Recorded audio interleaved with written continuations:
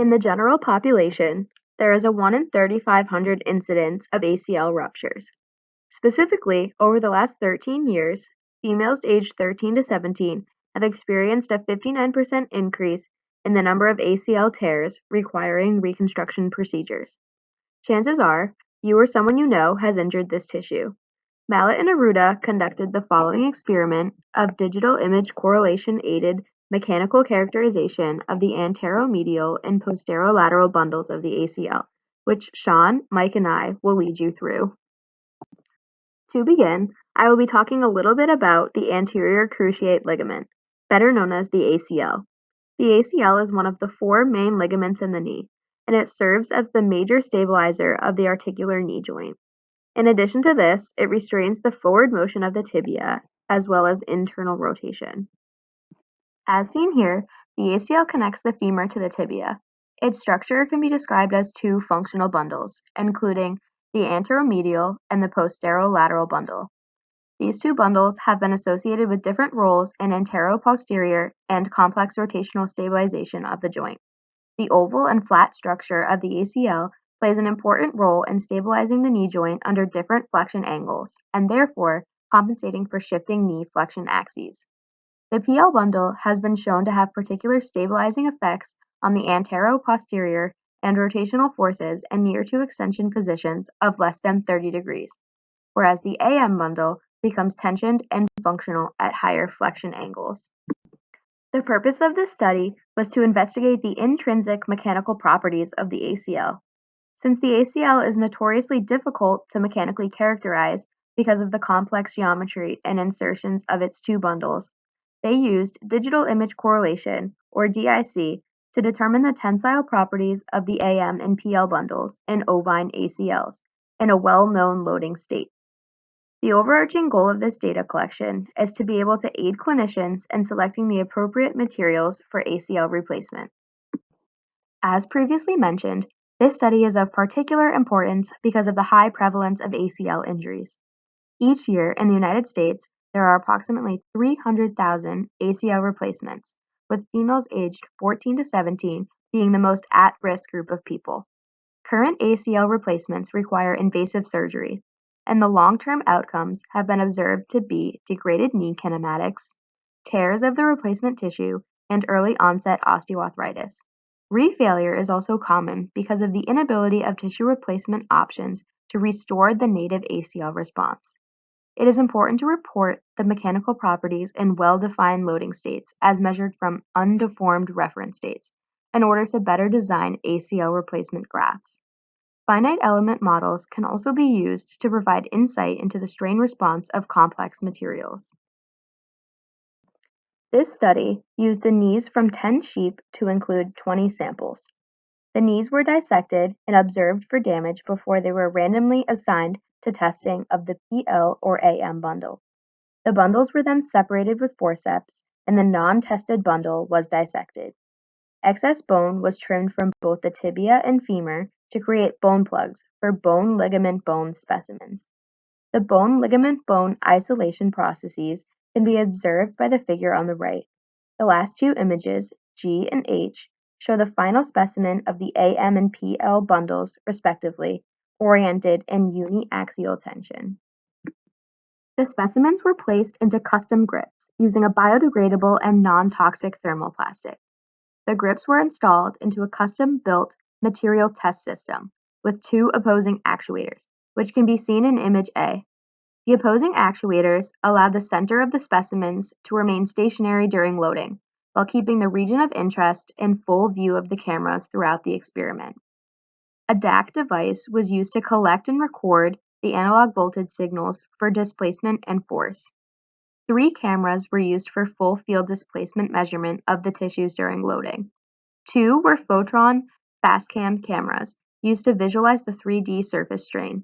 1 captured the front left of the specimen and the other the front right, which is shown in images C and D. The 3rd camera was a point gray Gross camera to capture the profile. Reference images were taken from each camera, and image J was used to obtain dimensions of the length, width, and thickness of the tissue specimens. 3D DIC was used to measure displacements and calculate strains on the surface of a material undergoing deformation. The correlation algorithm tracks translation, rotation, and deformation by identifying unique pixel subsets and measuring the full field surface displacements, and then calculates the corresponding strains. To track the material displacements, a non-toxic, alcohol-based ink was used to mark an artificial, pseudo-random stochastic pattern. For testing, each knee was pre-tensioned to 3 millinewtons and loaded to 12% grip-to-grip strain at a 0.05% true strain rate. Each specimen was then unloaded at the same strain rate and allowed to relax for 15 minutes, then tested to failure at 0.05 per second. 3D DIC was used for full field displacement on AM bundles, and 3 different strain types were calculated for 8 of the 10 samples tested. Axial, transverse, and shear strain were calculated at 3 different times: pre-displacement, mid-displacement, and peak displacement of the sample. In the images at the bottom of the slide, you can see that strain is relatively consistent throughout the entire bundle in the axial and shear directions, but centralized in the transverse direction. Shear and transverse data are not typically calculated without DIC. The nominal stresses and strains of each sample were plotted for both the DIC and grip-to-grip calculations. In each graph, there is an initial toe region where there is low nominal stress. This is followed by a stiffening in the stress response seen in the graph after this region. In this graph, each curve resembles that of hysteresis, with a lag of strain behind the stress placed on the bundle. This is common for ligament tissues. The PL bundles were also tested using both DIC and grip-to-grip in the same way as the AM bundles. Due to the PL bundle not having the same ribbon-like structure of the AM bundle, individual fascicles moved out of plane during the loading process. The inconsistency between samples led to the use of the images on the right, which are just one example of the PL bundle samples tested. Here, the stress-strain curves of the AM and PL bundles for both the DIC and grip-to-grip methods are graphed. This shows that the AM bundle is the stiffer of the two due to the lower amount of strain that it can be exposed to.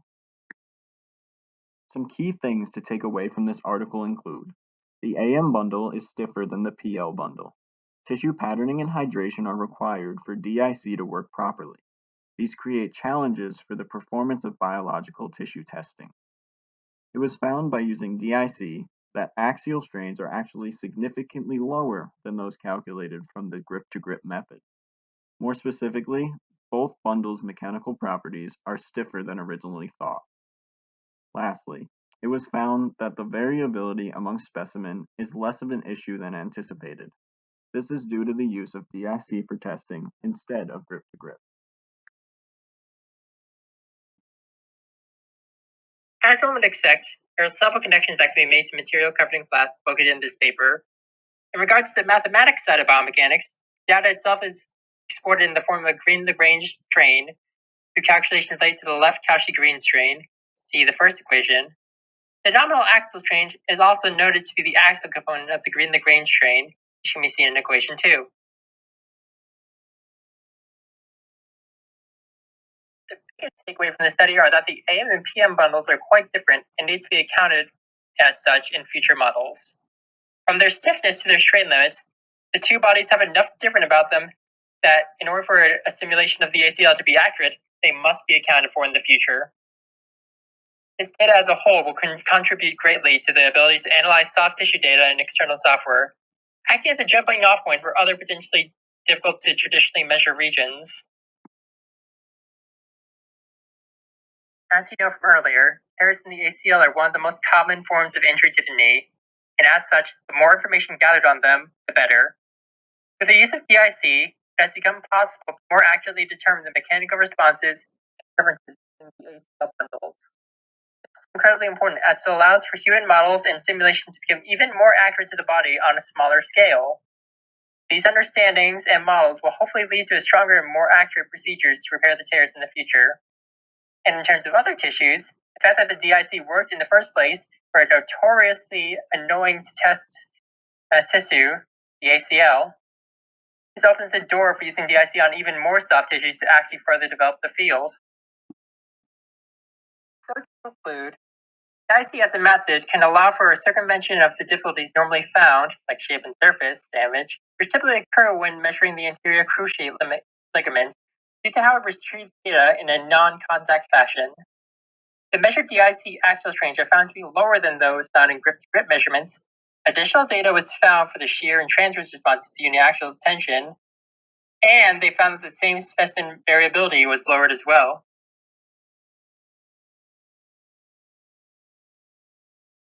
The biggest takeaway from this study are that the AM and PM bundles are quite different and need to be counted as such in future models. From their stiffness to their strain limits, the two bodies have enough different about them that in order for a simulation of the ACL to be accurate, it must be accounted for in the future. This data as a whole will contribute greatly to the ability to analyze soft tissue data in external software, acting as a jumping off point for other potentially difficult to traditionally measure regions.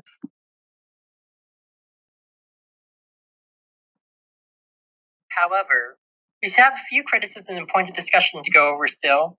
The first of which is that while the study can accurately record the data from a sheep and it proves itself in concept, the lack of a human model, or really sheep-human comparison in general, prevents the study from being as strong as it could be. In order to really prove a concept for use in the medical context, human context is definitely the most important step to be taken before it can be taken any further. Secondly, while the DIC does allow for the differentiation of the two bundles within the ACL, the method is still not very convenient to use. A big question we have is still whether or not DIC really is the optimal method, or if there's another method capable of providing similar data while also being more convenient to test and set up. The counterpoint to this argument is that DIC's non-contact nature allows it to actually be used on the unconventional shape of the ACL, which puts it above most other methods. But the question still remains if there is a future method or an already existing method that can be used to further improve this field of research.